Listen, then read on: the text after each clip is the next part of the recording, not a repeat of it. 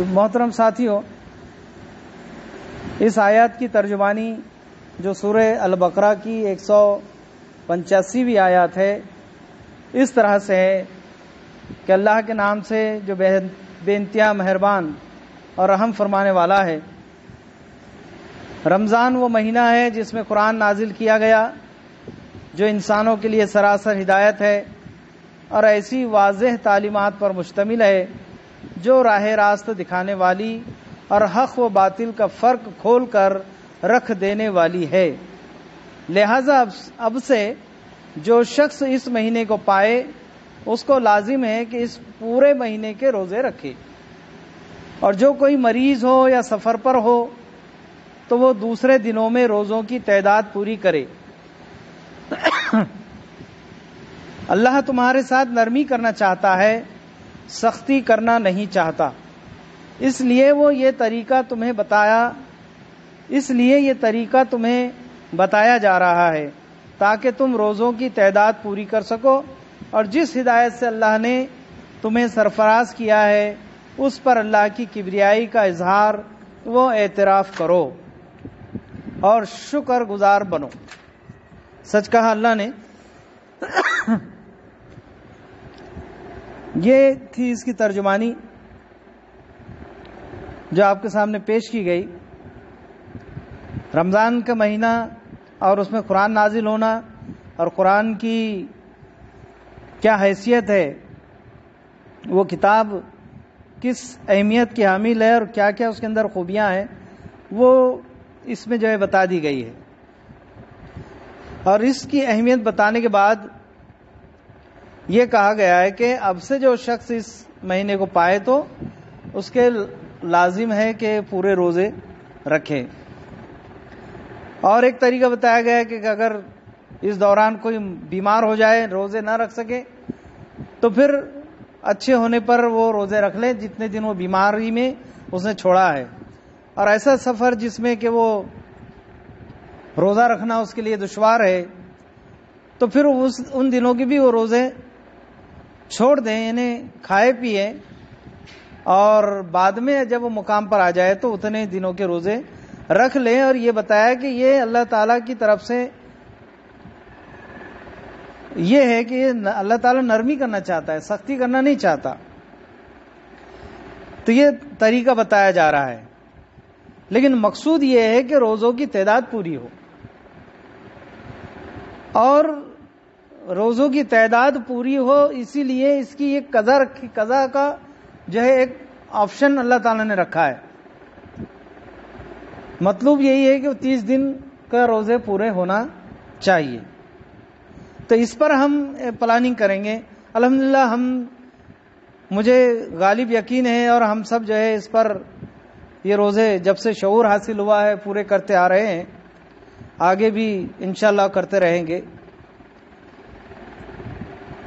لیکن معاشرے میں ہماری ایک حیثیت ہے اور ہم کو جو سمجھتا ہے، تو ہم یہ جانتے ہیں کہ کون روزہ رکھتا ہے اور کون نہیں رکھتا ہے، کون کتنے دن رکھتا ہے اور پھر کب سے چھوڑ دیتا ہے۔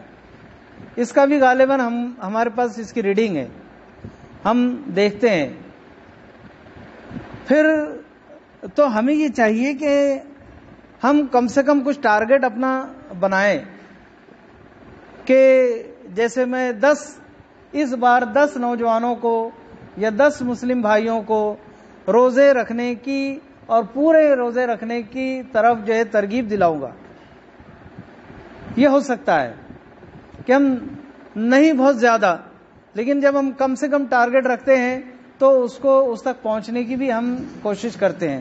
تو ہم نمبر 1 یہ کریں کہ 10 افراد، چاہے اپنے رشتہ داری کی بھی ہو سکتے ہیں، کوئی اس سے زیادہ بھی کر سکتا ہے، لیکن رشتہ دار ہے، پڑوسی ہے، اہل محلہ ہے، کوئی دوست ہے، چاہے دور کی کیوں نہ ہو، فون سے ہو سکتی ہے بات، ملاقات سے ہو سکتی ہے، تو ہم کم سے کم 10 افراد کو پورے روزے رکھنے کی طرف آمادہ کریں گے۔ یہ میرا اور آپ کا پلان اس طرح کا ایک ہونا چاہیے۔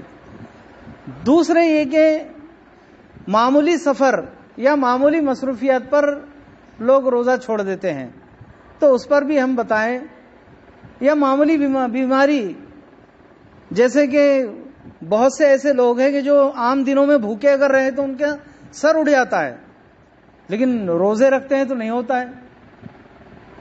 لیکن ذرا سے خوف سے کہ نہیں روزہ رکھے تو وہ سر دکھتا ہے، روزہ رکھے تو چکر آنے کو کرتے ہیں، یا مختلف چیزیں، تو ان کی بھی ہم جو ہے اصلاح کرنے کی کوشش کریں. پھر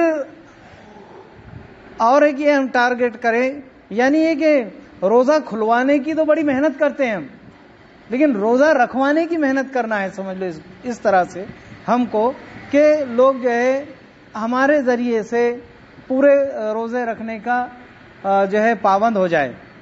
ساتھ ہی ساتھ نماز بھی اس میں ہے کہ نماز کی پابندی کے بھی ہم کہہ سکتے ہیں، کرا سکتے ہیں، کیونکہ یہ ایک نیکی کا بہار کا موسم ہے، اس میں جو لگ گیا تو لگ گیا.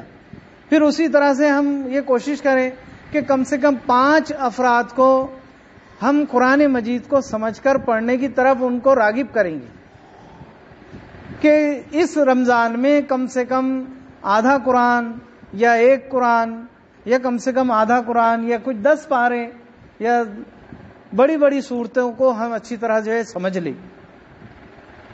تو یہ ہو سکتا ہے. تو اس طرح کا ایک 5 افراد کا اس طرح کا ٹارگٹ اگر ہم کریں، ہدف رکھیں، تو ہم کو کامیابی مل سکتی ہے. ہاں پچھلے اس میں ہم نے یہ دیکھا، ہم نے خاص طور سے کہ ملت کا کہ کن گھروں میں قرآن مجید ترجمہ کا ہے نہیں، تو صورتحال تو بہت ہی دیگرگو ہے. تو افراد نے یہ جب ان سے پوچھا گیا کہ بھئی آپ کے پاس قرآن ہے کہ ترجمے کا، تو انہوں نے کہا نہیں ہے. کسی نے کہا کہ میں نے کوشش کیا مگر نہیں ملا اور مجھے لینا ہے، ملے گا کیا؟ تو ہم یہ کریں کہ ان کو ترجمے کا قرآن مجید لا کر کے دینے کی کوشش کریں، ہندی ہو، اردو ہو یا جو بھی ہو. اور کوئی ایک مخصوص ہی نہیں کہ جیسے ہم تفہیم القرآن ہی دیں، آسان ترجمہ قرآن ہے اور بہت سارے تراجم قرآن ہیں. مولانا عبد الکریم پاریک صاحب کے ہیں اور وحید الدین خان صاحب کے ہیں، مولانا شمس پیرزادہ صاحب کے ہیں، مولانا اشرف علی تھانوی صاحب رحمۃ اللہ علیہ کے ہیں. تو ہم کوشش کریں کہ جس کو چاہیے تو ہم ایک دوسرے سے مل کر کے قرآن مجید چاہے تو وہ خریدیں، یا تو اگر ہمارے پاس ایک سے زائد ہیں تو ہم ان کو کہیں کہ یہ پڑھ کر کے ہمیں واپس دیں. تو یہ ہو سکتا ہے کہ کچھ لوگوں تک ہم قرآن پہنچائیں. یہ بھی ہو سکتا ہے کہ ہم قرآن مجید ان کے موبائل میں ڈاؤن لوڈ کر کے دیں اور ان کو جو ہے ان سے ملتے رہیں کہ بھئی آج سنے کہ نہیں سنیے، بہت اہم ہے، اس کی اہمیت دلا کر کے بتا کر کے. تو ہم قرآن مجید ڈاؤن لوڈ کر کے دے سکتے ہیں. اس طرح سے پورے گھر کا فائدہ ہو سکتا ہے. تو ہم اس طرح سے کریں گے. تو یہ جو آیات میں کہا گیا ہے کہ روزے پورے ہو، وہ کم سے کم ہم 10 لوگوں کا کرا سکتے ہیں. دوسرے یہ کہ اللہ تعالیٰ نے کہا کہ یہ جو ہدایت تم کو ملی ہے تو اس پر اللہ کی کبریائی بڑائی بیان کرو اور اس کا شکر ادا کرو. تو ہم قرآن مجید سے رجوع کرا کے، قرآن مجید سے جوڑ کر کے لوگوں کو یہ اللہ کی کبریائی میں اور اس کی شکر گزاری میں ہی جو ہے شامل رہے گا. تو ہم یہ کرنے کی کوشش کریں اس بار کہ 10 لوگوں کو کم سے کم روزے رکھوانے کی پوری محنت کریں اور قرآن مجید سے جوڑنے کے لیے ان تک جو ہے قرآن مجید پہنچائیں. ایک دوسرے سے ہم لے سکتے ہیں، مدد لے سکتے ہیں کہ ان کو چاہیے تو آپ دے سکتے ہیں کہ یہ ہم کریں. تو یہی آج کے اس محفل کے کو جو ہے دیکھتے ہوئے کچھ ذہن میں پلان آیا تھا، جو کہ وہ میرا اپنا بھی ذاتی تھا، لیکن اگر اس کو اور دوسرے کو پہنچایا جائے تو ہو سکتا ہے کہ وہ مجھ سے بہتر کرے، وہ مجھ سے زیادہ اچھے ڈھنگ سے کرے. اس لیے اس کا جو ہے ذکر کیا گیا ہے. اللہ تعالیٰ سے دعا ہے کہ ہماری کوششوں کو وہ قبول فرمائے، ہمارے کاموں کو آسان فرمائے، ہمارے کاموں کو آسان کر دے، ہمارے گناہوں کو خطا و معاف فرمائے. سبحان ربک رب العزت عما یصفون والسلام علی المرسلین والحمد للہ رب العالمین.